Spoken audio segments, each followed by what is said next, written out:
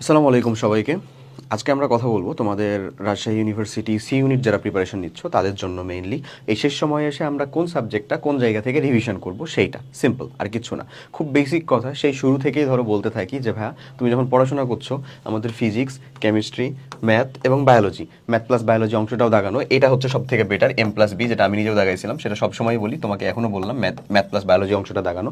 But দাগাতে হলেও তোমাকে তো পড়ে যেতে হবে সেই জায়গাটা, কোন জায়গা থেকে পড়বা সেই রিলেটেড কথাটাই বলবো। খুব সিম্পল বেসিক কনসেপ্ট, চলো আমরা শুরু করি।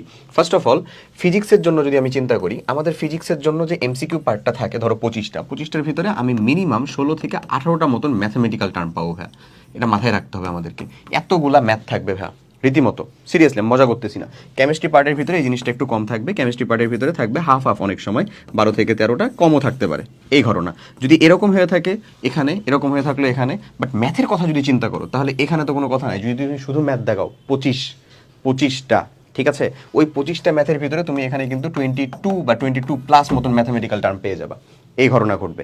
এখন বায়োলজির যদি চিন্তা করি তাহলে এখানে তো থিওরিটিক্যাল জিনিস, যারা শুধু বায়োলজি দাগায় তাদের যে বায়োলজির পার্টটা খুব সহজ হয় এমন কিন্তু না, যথেষ্ট ডিপ থেকে কোশ্চেন করার চেষ্টা করা হয়। বাট স্টিল যারা মেডিকেল স্ট্যান্ডার্ড পড়াশোনা করছো তাদের জন্য বলবো শুধু বায়োলজি দাগানোর জন্য, যারা মেডিকেল স্ট্যান্ডার্ডে ছিল তাদের জন্য শুধু বায়োলজি দাগানোর জন্য।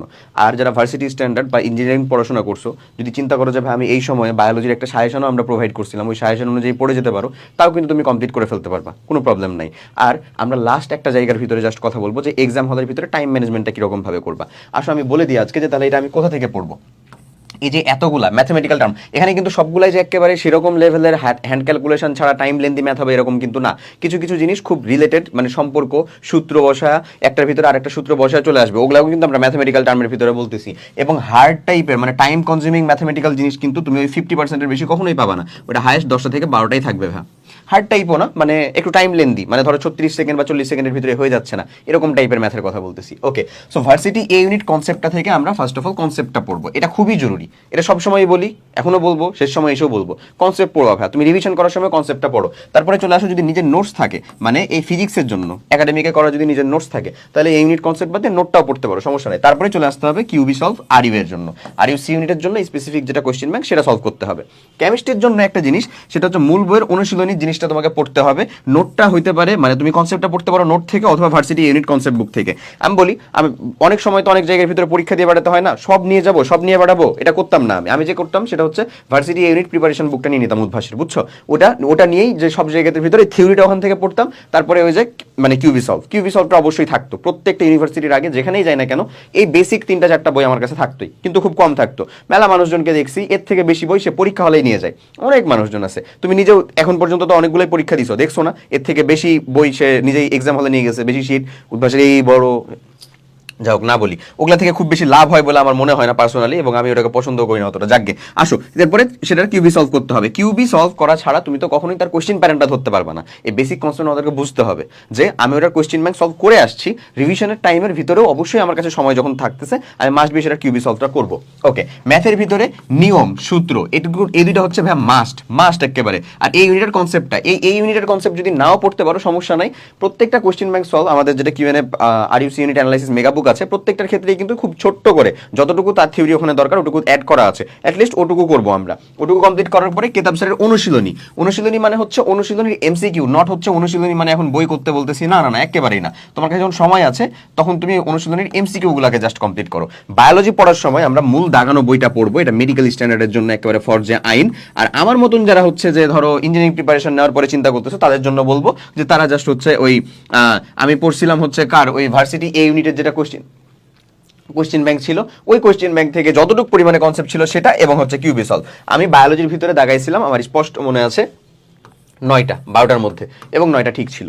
ঠিক থাকতেই হবে ইনশাল্লাহ, কোনো সমস্যা হয় না, ঠিক ছিল বলেই তো ধরো জায়গাতে মানে মিনিটের ভিতরে ঢুকতে পারছিলাম, না তো হইতোই না এরকম। আর ম্যাথের ভিতরে আমি ম্যাথ কত দাগাচ্ছিলাম বোধহয় এরকমই 7টার কাছাকাছি মতন দাগাচ্ছিলাম, তখন খাতা নিয়ে গেছে। আর এগুলাতে যে অ্যামাউন্টটা দাগাচ্ছিলাম সেটা তো আমার এক্সাক্ট মনে নাই, বাট ইন টোটালে আমি তখন দাগাচ্ছিলাম হচ্ছে 59 নাম্বার কোশ্চেন এমন টাইপের। ওকে, আমি তোমাকে বলি 50টা মতন ঠিক যদি বা কারেক্ট যদি তুমি দাগাতে পারো ইনশাল্লাহ চান্স হয়ে গেছে, ইনশাল্লাহ এটা নিয়ে সেপারেট একটা ভিডিও দিব, ওখানে এটা দেখো। এখন শেষ সময়ে এসে জাস্ট এই কষ্ট জিনিসই খালি তুমি রিভিশন করো, রিভিশনের জন্য সময় দাও। Physics, chemistry, math, biology. এবং আমি বলবো সব থেকে বেস্ট হয় যদি তুমি ম্যাথ প্লাস বায়োলজি অংশটা দাগাতে পারো। আর যদি এরকম না হয়, এরকম যদি করতে না পারো, সমস্যা নেই, যদি সেপারেট ম্যাথ দেখাও, ম্যাথের ভিতরে এক্সেলেন্সি রাখো, কারণ খুব সময় কম দিবে একেবারে। আর যদি শুধু বায়োলজি দেখাও, তাহলে বায়োলজির এই দাগানো মূল বই খুব ভালো মতন পড়ে ফেলো। মানে মেডিকেল স্ট্যান্ডার্ডই হয়ে যাবে এরকম না, বাট তার থেকে একেবারে খুব যে লোয়ার হয়ে যাবে তাও কিন্তু না, মোটামুটি ওই স্ট্যান্ডার্ডই এই কোয়েশ্চেন কিন্তু থাকবে। So be careful. এখন এই সব জিনিসের ইমপ্লিমেন্ট তুমি পাবা হচ্ছে আমাদের আরইউসি ইউনিট ক্র্যাশ কোর্স, যে প্রোগ্রামটা আমরা রান করতেছি এটার ভিতরে। এখানে তুমি কনসেপ্ট ক্লিয়ার করবা, রিভিশন করবা, এক্সাম দিবা। এই জিনিসটা জরুরি। এই জিনিসটার কথা কিন্তু আমি এখানে তোমাদেরকে বলতে পারতেছি না, বাট এটার জন্য সেপারেট তোমরা এক্সাম ব্যাচে ভর্তি হও। বাট আমি বলবো যে তুমি এক প্রোগ্রামের ভিতরেই সবকিছু পেয়ে যাবা। এই যে দেখো, এখানে পেয়ে যাচ্ছ হচ্ছে তুমি আরইউসি ইউনিট স্ট্যান্ডার্ড এক্সাম, এখানে পেয়ে যাচ্ছ অ্যানালাইসিস মেগাবুকের ইবুক ভার্সনটা, এখানে আছে ভার্সিটি কিউবি সলভ, যেটা এখন দেখার দরকার নাই আমি বলবো। বাট এই যে 22+ যে আরইউসি ইউনিট কিউবি সলভ আছে, এটা অবশ্যই দেখো। এটা প্রায় অ্যাবাউট হচ্ছে যে 22+ যে ক্লাস আছে, এই 22+ ক্লাস হাইয়েস্ট 1 থেকে 1.5 ঘন্টা, প্রত্যেকটা 1 থেকে 1.5 ঘন্টা। সো এই টাইমটা অবশ্যই ইনভেস্ট করে কাইন্ডলি দেখো, কারণ এটা দেখার পরে তুমি নিজে কিউবি সলভ করবা, ইনশাল্লাহ তোমার আর কোনো প্রবলেম হবে না এটার ভিতরে। এবং এই কিউবি সলভ করার মাধ্যমে তোমাকে এক্সামে অ্যাপিয়ার হতে হবে, কজ এক্সাম দিলেই কেবলমাত্র তুমি তোমার কিটা উইকনেসটা ধরতে পারবা। সো এতটুকু পার্টনটা অবশ্যই কমপ্লিট করো। তোমাদের জন্য অনেক অনেক শুভকামনা থাকলো। আরইউসি ইউনিটের ভর্তি পরীক্ষাটা তোমাদের আশা করি মন মতো হোক। অনেকগুলো ধাক্কা তোমরা পার করছো, এই একটা যাত্রায় ইনশাল্লাহ তোমাদের কাছে সৃষ্টিকর্তা সহায় হন।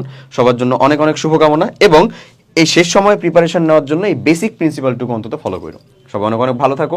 আল্লাহ হাফেজ, আসসালামু আলাইকুম।